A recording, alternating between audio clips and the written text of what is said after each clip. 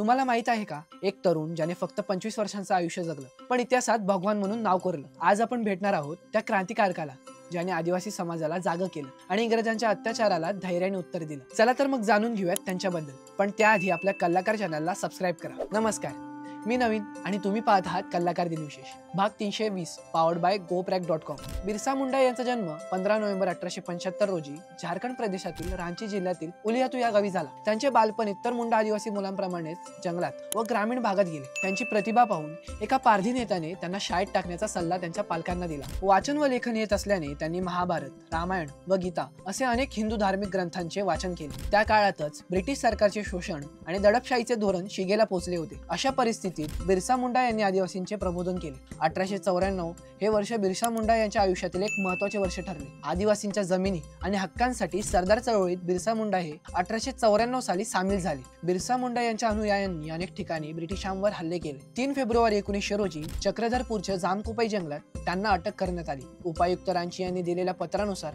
15 वेगवेगळ्या गुन्हेगारी प्रकरणांमध्ये 460 आदिवासींना आरोपी बनवण्यात आले. बिरसा मुंडा यांचा 9 जून 1900 रोजी तुरुंगात मृत्यू झाला. बिरसा मुंडा हे झारखंडमधील एक प्रमुख आदिवासी नेते होते, ज्यांनी ब्रिटिश राजवटीत आदिवासींच्या हक्कांसाठी आणि शोषणाविरुद्ध लढा दिला. आदिवासी समाजातील लोक बिरसा मुंडा यांना भगवान बिरसा मुंडा हा दर्जा देतात. त्यांचे कार्य आजही आदिवासी समाजासाठी प्रेरणादायी आहे. बिरसांनी दाखवलं की वय नव्हे तर विचार मोठा असतो. तुम्हीही तुमच्या आयुष्यात अन्यायाविरुद्ध आवाज उठवायला घाबरू नका. मित्रांनो, हा व्हिडिओ आवडला असेल तर लाईक करा, शेअर करा आणि अशाच ज्ञानवर्धक दिनविशेषांसाठी आपल्या विद्यार्थी मित्रांनी तयार केलेल्या कलाकार चॅनलला सबस्क्राईब करा. इंस्टाग्राम, फेसबुक पेजला फॉलो करा आणि बघत राहा कलाकार दिनविशेष पावर्ड बाय GoPrack.com.